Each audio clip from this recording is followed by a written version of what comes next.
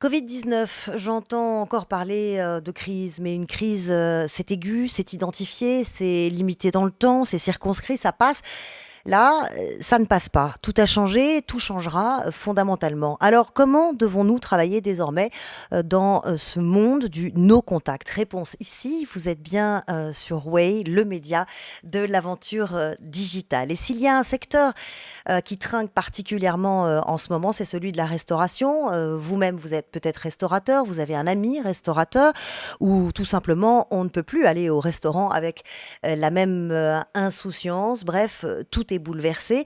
Et avec nous aujourd'hui pour en parler, Jean Valfort, bonjour. Bonjour. Et bienvenue.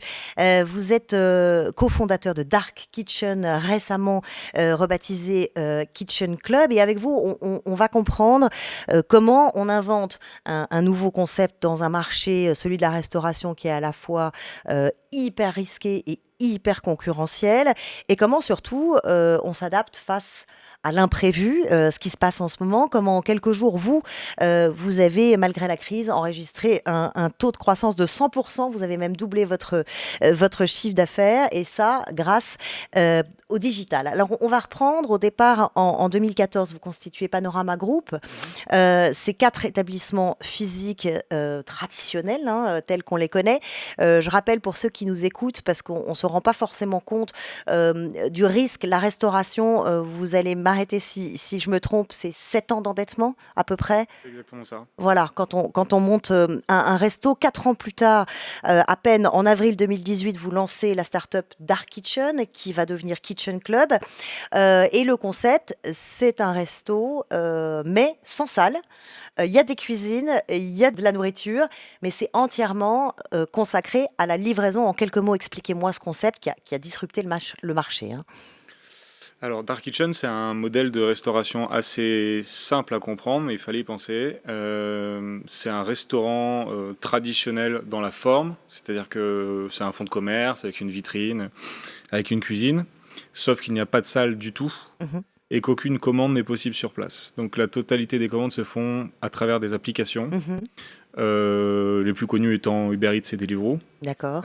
Et nous, notre personnel en salle reçoit les commandes via une tablette, donc c'est totalement digital, prépare la commande, la donne à un livreur qui s'occupe de l'acheminer jusqu'à chez vous. Alors, le secret, ce qu'il y a de vraiment nouveau dans ce concept, c'est vraiment que la digitalisation est au cœur vraiment de votre business. Euh, Au cœur Mm. totalement, puisque sans digital, en fait, il n'y a pas de contact client. Donc le client commande via le digital, le client nous rencontre et nous connaît grâce au digital, et nous, on livre grâce au digital. Donc oui, bien sûr. Alors, nous, ce qui nous intéresse dans ce concept, c'est qu'est-ce que ça change dans la manière de travailler. D'abord, quand vous montez votre boîte et vous recrutez autrement, par exemple. Alors, comme vous l'avez dit, nous, on a des restaurants traditionnels. Au début, on s'est confronté à ce marché en pensant qu'il y avait un marché, effectivement, avec une vision de restaurateur traditionnel. Sauf qu'on s'est vite rendu compte qu'on était plutôt proche de la restauration rapide, Mhm, ce qui n'est pas la même chose. Et je dirais que les principes de recrutement, le personnel avec lequel on travaille, est plutôt un personnel de restauration rapide. mhm, C'est du coup un personnel un peu moins qualifié, mhm. qui a besoin d'être plus encadré, avec des process.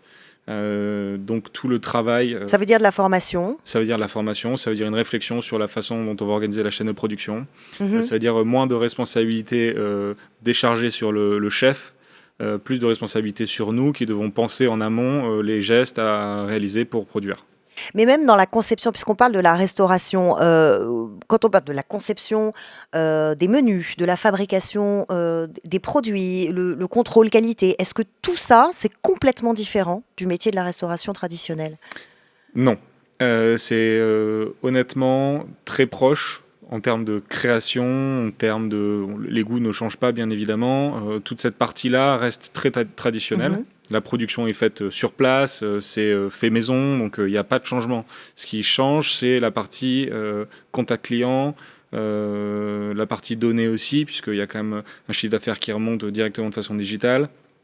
Le Donc là, fait vous avez besoin de compétences particulières pour le coup. Là, on a besoin des compétences particulières et Mm. puis aussi le contact. C'est-à-dire Mm. qu'on n'est plus du tout au contact du client, on ne le rencontre jamais. Alors justement, comment on fait dans ce métier dont le cœur au départ, c'est quand même le contact avec le client, la satisfaction du client et puis aussi le côté chaleureux, la convivialité, qui est au cœur même de la restauration. Quand il y a plus de contact, comment vous faites? Alors, je pense que la première chose que recherche un client, c'est la qualité du service produit. Mmh. Donc, quand on parle d'un restaurant, effectivement, c'est peut-être que le chef va passer en salle, il va serrer des mains, c'est le fait que ce soit bon, c'est le fait qu'il y ait une bonne musique, que le lieu soit beau. Quand vous êtes chez vous, je pense que la première chose, c'est la rapidité d'exécution. Quand on a faim, on veut manger tout de suite. Donc, le fait de pouvoir livrer en 15 Mmh. minutes, ça, c'est la partie expérience client. Après, pour avoir le contact le plus proche avec les clients sans les rencontrer, Mmh. la première chose, c'est le packaging. Il faut se rendre compte qu'on va chez les gens. Donc on a un produit qui va se retrouver sur une table au milieu de convives et qui va potentiellement véhiculer un message. Ça, c'est le premier point. Donc on travaille beaucoup notre packaging. 17 mars, le confinement. Évidemment, on imagine que comme beaucoup de restaurateurs qui nous écoutent et qui nous regardent, pour les restos physiques, ça a été une catastrophe ou tout du moins un choc. Mais vous, parallèlement, vous aviez Dark Kitchen qui devient, enfin qui s'appelle Kitchen Club maintenant. Qu'est-ce que ça a eu comme conséquence immédiate et concrète? D'abord, est-ce que vous avez paniqué? Non? Alors, Vous aviez un euh, système qui pouvait répondre à... on n'a pas paniqué. Bien évidemment, puisqu'on a des restaurants traditionnels, on a pris les annonces du gouvernement vraiment en pleine poire immédiatement. On a dû fermer nos restaurants dans les 2 heures. Ouais. En revanche, on s'est dit tout de suite, on va avoir un gros problème, c'est que la demande va augmenter de façon considérable sur les dark kitchens. C'est Oui, ce qui est puisque les arrivé. gens continuent à commander ou Parce ont même que commandé parce qu'il y a eu un plus. report en fait, Mmh. c'est-à-dire que vous avez les restaurants traditionnels qui font la livraison ont dû fermer. Donc eux, ce sont les clients de ces restaurants-là se sont reportés sur nos offres. Et puis parce que ne pouvant plus aller au restaurant, beaucoup de gens se sont dit, par exemple le premier samedi du confinement, ça a été extraordinaire en termes de commandes parce que je pense que pour compenser le fait qu'ils ne pouvaient pas sortir, les gens se sont dit on va se commander des hamburgers pour se faire plaisir. Alors, comment vous faites à ce moment-là? Parce que vous avez un système qui est déjà digitalisé et qui répond à cette demande de commande et de livraison, sauf que là, vous avez une demande qui explose. Donc, vous faites comment avec les stocks de nourriture? Vous faites comment avec les fournisseurs?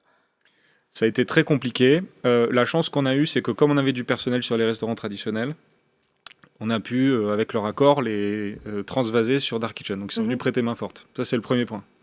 Le deuxième point, c'est qu'en amont, on avait eu la bonne idée sur les 6 derniers mois de travailler toute la chaîne de production et notamment la chaîne d'approvisionnement. Donc on ne travaillait plus qu'avec des fournisseurs qui n'ont pas fermé pendant le confinement parce D'accord. qu'ils étaient suffisamment costauds. Donc au début, on a eu des ruptures, mais au bout de 4-5 jours, on a pu rééquilibrer notre stock et finalement, on a réussi à faire face. Une grosse réorganisation de planning, j'imagine. Une grosse réorganisation de planning, une grosse réorganisation de commandes, puisque d'habitude c'était plutôt automatisé, et là il a fallu Et là, vous faites comment? Vous appuyez sur quelles ressources, sur quels outils pour réorganiser, pour des outils, redimensionner votre offre, en fait? des outils en interne qui nous permettent de voir, déjà vous avez un back-office quand même sur ces plateformes qui vous permettent de savoir combien vous avez fait de livraison, et du coup de réorganiser vous vos prévisions de commandes par rapport à ce que vous allez probablement faire dans la semaine, sachant qu'on connaît plus ou moins l'évolution dans la semaine des commandes. Mais ça a dû travailler plus quand même en cuisine. Vous avez fait comment? Il y a eu plus de rotation, plus d'heures, plus de présence, plus... Non, on a multiplié le nombre de personnels présents dans les dark kitchens Mhm. parce qu'en fait, pour produire 2 fois plus, il ne faut pas tout à fait 2 fois plus de personnel, mais il faut 1,5 fois plus de personnel. Et on avait cette chance-là, c'est que soit nos salariés se retrouvaient au chômage partiel, soit ils travaillaient dans les darks. Et ils ont choisi de travailler dans les darks. Ils ont travaillé de choisir dans les darks avec... alors en plus, il y a eu toutes les mesures qui sont encore en vigueur dans les cuisines et dans les restaurants. Mesures d'hygiène, très compliquées pour vous ou vous en êtes sortis? Pas si compliqué, et je pense que c'est d'ailleurs ce qui a fait qu'on a pu continuer tout de suite, contrairement à des restaurants qui, eux, n'étaient pas encore adaptés. C'est que nous, on a un modèle totalement dédié à la livraison. Donc en Ouais. fait, le restaurant est un laboratoire. Les équipiers sont déjà équipés de charlotte, de gants. Ce qu'on a fait, c'est on leur a donné des masques. On a augmenté la rotation de nettoyage des mains, on a Mhm. augmenté la rotation de nettoyage des surfaces, mais en soi, on avait déjà des process qui pouvaient faire face. Et c'est ce qui a fait qu'on a pu tenir. Ils ont bien vécu toute cette accélération du rythme, ces mesures, cette pression quand même, parce que tout d'un coup, votre business a grossi. Est-ce que eux, en cuisine, ils l'ont bien vécu? Je pense qu'il y a eu deux phases. Au début, ils l'ont très bien vécu parce que contrairement à tous leurs amis qui travaillent dans la restauration traditionnelle, ils avaient un travail.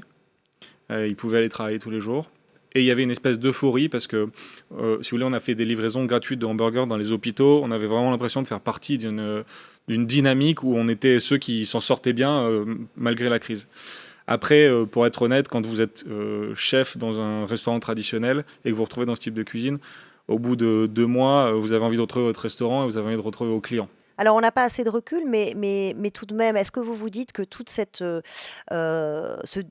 ce dynamisme humain, hein, qui s'est développé au milieu de cette crise, vous avez accéléré votre business, vous vous êtes adapté, est-ce que euh, ça vous a donné des leçons pour vous dire, bah, aujourd'hui, en fait, on est en train d'inventer un nouveau modèle, une nouvelle façon de travailler et on va continuer dans cette voie-là? On est absolument persuadé que la livraison, de façon générale, c'est une tendance de fond. Mhm. On ne sait pas encore si on a le modèle qui fonctionnera dans 10 ans, mais ce qu'on sait, c'est que dans 10 ans, la livraison, on en parlera. C'est un modèle qui ne peut que se pérenniser parce que ça rentre dans notre mode de consommation. Donc le confinement nous a permis de gagner 2 ou 3 ans. Si Pour vous le voulez. bonheur des salariés et pour le bonheur des clients, ça va perdurer et ça va se développer. Je pense que oui. Ouais. Je pense que oui. Après, c'est une intime conviction. Les études qui nous montrent que l'augmentation de la livraison est très importante. Et puis même quand on prend des comparables dans l'histoire, des disparitions d'industries ou d'habitudes, par exemple, fut un temps où on cousait ses vêtements, de nos jours, on va acheter ça dans une boutique. Aujourd'hui, on cuisine. Peut-être que demain, on cuisinera moins. Bah, et on sera plus de livré. toute façon, c'est un repas sur 3 le soir maintenant qui est livré, hein. C'est ça. Donc, Il faut faire un calcul de rentabilité de l'investissement dans une cuisine et vous verrez que les chiffres sont assez effrayants. croissance de 500% du secteur. Donc vous êtes vraiment dans cette nouvelle tendance. Vous, la plateforme, vous l'aviez déjà mise en application avant Ouais. cette crise. Elle vous a permis de passer au travers de cette crise. Est-ce que vous pensez que ces outils sont suffisants aujourd'hui? Est-ce qu'ils sont assez dimensionnés par rapport à cette croissance phénoménale dont on parle du Alors, marché? je pense que ça concerne, au-delà de la restauration livrée, ça Mhm. concerne la restauration de façon Tout générale. court, ouais. Je pense que la restauration est encore un métier extrêmement artisanal. Mhm. Nous, on a beaucoup investi dans tout un tas de suites logicielles qui nous permettent de piloter nos plannings, nos payes, notre système de caisse. Et il y a beaucoup de petits acteurs qui commencent à s'affoler sur le sujet, ce qu'on appelle la food tech. Mhm. Moi, je pense que c'est quelque chose qui devient extrêmement important et la nouvelle génération qui arrive, dont on estime faire partie, va obligatoirement se tourner vers ces outils digitaux parce que nous, on ne sait plus ce que c'est que du papier et un stylo, il nous faut des Oui, mais vous dites que écrans. que la technologie, elle manque d'intelligence. Ça veut dire que... Pourquoi? Alors, c'est pas qu'un manque d'intelligence, c'est qu'on se rend compte qu'il y a tout un tas de sujets qui sont traités par des acteurs différents. Donc, vous allez traiter vos plannings avec un acteur, vous allez traiter votre système de caisse avec un autre, vous allez traiter votre paye avec encore un. Et le problème, c'est qu'aujourd'hui, il n'y a pas encore assez de connexion, de connectivité entre ces acteurs-là, si bien que vous devez multiplier les tâches, voire les recommencer. Mhm. Or, le principe même du digital, c'est de pouvoir nous permettre d'automatiser des tâches qui sont extrêmement redondantes. Et aujourd'hui, je trouve que c'est dommage qu'on n'arrive pas à connecter ça. Il y a encore une marge de manœuvre, ça va très vite. Et comme vous le dites, on n'a pas peut-être encore assez de recul. En tout cas, vous vous êtes lancé sur un marché dont on le rappelle qui était en pleine explosion en ce moment. Merci d'être venu partager avec nous cette expérience et nous parler de vous. Merci beaucoup. À bientôt. Allez hop hop hop mon JPEG, hein, on se dépêche, on a de plus en plus d'abonnés, il faut que le studio soit nickel pour la prochaine vidéo.